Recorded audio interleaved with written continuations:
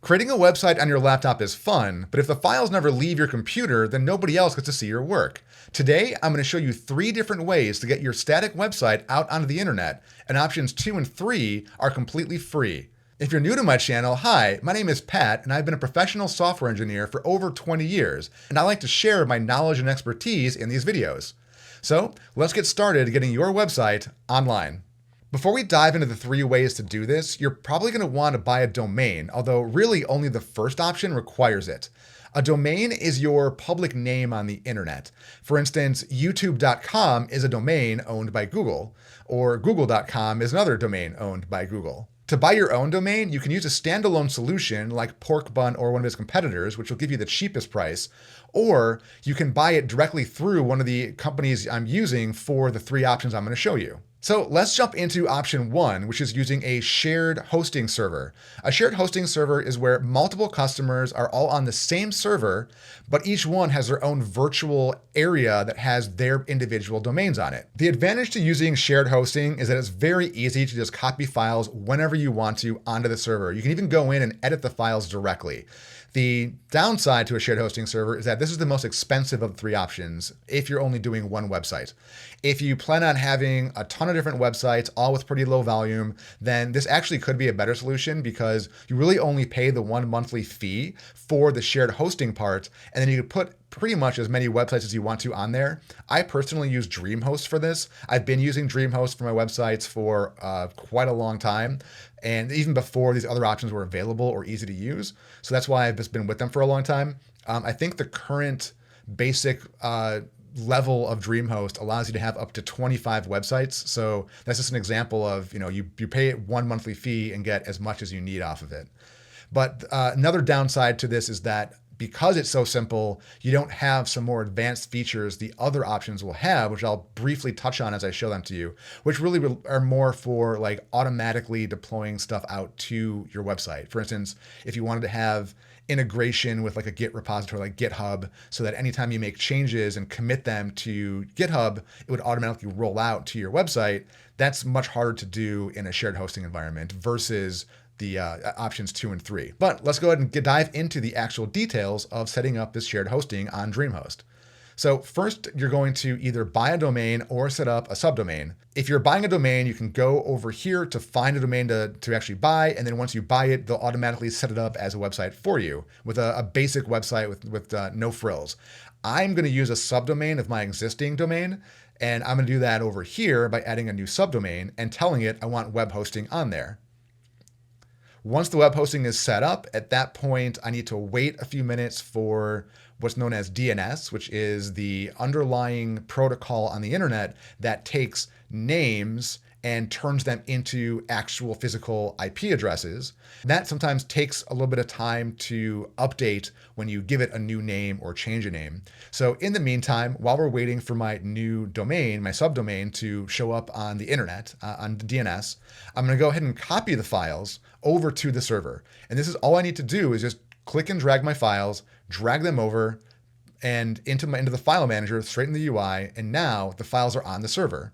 And as you can see, once the DNS is updated, now I can visit my domain, my website, and it just shows up. It's all done. Nice, quick, and easy. You can also see here in the web browser that DreamHost automatically enabled SSL for our website as well, which is great. This way it's secure. It's going to be recognized by Google as a valid website. Nowadays, Google really doesn't like it if you have a website that doesn't have SSL. So if you're trying to actually make this thing rank on Google, you want to make sure you have a secure SSL website. And you can check that in your browser by clicking on the lock icon. So let's move on to the second option. And this one is going to be free unless you want to have your own domain name. But if you don't have a domain name, then this option is totally free. And that option is Netlify. Netlify is a company that allows you to deploy your code, or if you have an application, deploy your application, and provides a whole bunch of other infrastructure for getting things out onto the internet. In our case, we're going to be using the free tier of Netlify to deploy a static website. So once you have an account inside of Netlify, the first thing we're going to do is add a new project. And to do that, we're just going to drag the folder that has our files into the box that tells us where to drag it. That immediately sets up a new project for you and deploys it out immediately. So it's actually super simple. And you'll notice it even gave you its own randomized Netlify URL to go to so you can view your page immediately without having to tie it to your own domain. But we want to add our own custom domain to this. So I'm going to show you how to do that. Click on the Add Custom Domain option here, and that'll take you to where you can either register your own new domain, which will then they'll charge you for the registration fees. Or in my case, I'll be linking it to an existing subdomain in my DreamHost account. That's where all my domains are registered. So I can add it there. So I'm going to go ahead and type in the custom domain I'm going to put here, which will be different than the one we set up for DreamHost. And then it'll tell me that I need to now set up DNS on my domain. So if I follow the instructions there, I'm going to go over to DreamHost and add this CNAME record. And a CNAME record is just an entry in DNS that says, when you're looking for this name, you're actually going to want to look up this other name instead. And that name will then tell you what address to go to. So I'm going to link it to the randomized Netlify one they gave me. And that's the instructions that they provide you. So I'm going to follow their instructions. I'm going to add this to DreamHost. Going to have to wait another 5 minutes or so for it to propagate, and then it should show up.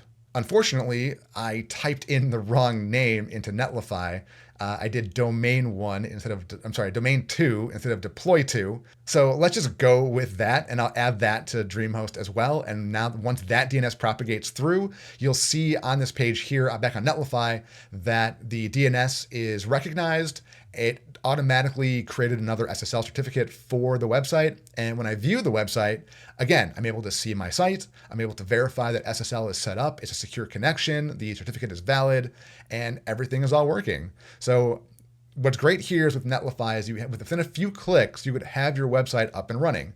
Now, the way I showed you to do it is just dropping in static files. But what's great about Netlify is you can actually link it to a GitHub repository. And whenever you update files in your repository, Netlify will automatically tell that changed and update your website within seconds. So that's the great thing about using Netlify, is that it adds this automation to your infrastructure, which is pretty hard to beat. Another nice thing about Netlify is that when you're in the free tier, if you use up all of the resources available in the free tier, so that's going to be, how many visits you have a month, the bandwidth, etc. Once you hit that cap, they're not going to charge you anything because it's a free tier. I've not even entered in a credit card at this point, so they have no way of charging me. So you know for sure that you're running in a completely free tier and you can't accidentally trigger something that's going to cost you any kind of money. And that actually leads us into the third option, which is using AWS Amplify. This is going to look similar in concept to what we just did with Netlify, except we're actually going to be doing it inside of Amazon Web Services. This is a good option if you want to actually work in the field at some point and you want to start getting your feet wet inside of AWS, because AWS is used by a ton of companies all over the world. So this will let you at least get your feet wet testing out AWS in a very simple way. Now, I'm going to show you how to do it for free, but you still have to be careful because some of the options that they ask you if you want to enable will end up costing you money. And I'm pretty sure with AWS, when you sign up, you immediately have to give them a credit card to get started. So if you do accidentally trigger some charges, you will see that on your credit card that month. So just be careful, be forewarned. But this is still going to be pretty easy and pretty simple. So let's get started. So here in the console, once you're logged in, you're going to want to go ahead and search for Amplify and click on that, and that'll take you to the Amplify section of AWS. So once you're in Amplify, you're going to press the Create New App button. And then on the next page, you're going to choose Deploy Without Git. That will allow us to just copy in the files directly without worrying about extra linkages to other external programs. So then continue on to the next step where you'll name your application, and then you're going to drop in a zip file of your files. So in this case, I'm going to select the 3 files I have for this. I'm going to right click and do Create a Zip File, and then I'm going to drag that zip file into AWS. Then once you hit save and deploy, at this point, it's actually going to quickly build out your application and deploy it. And just like in Netlify, it's going to create a randomized URL on the AWS platform that you can immediately view your website.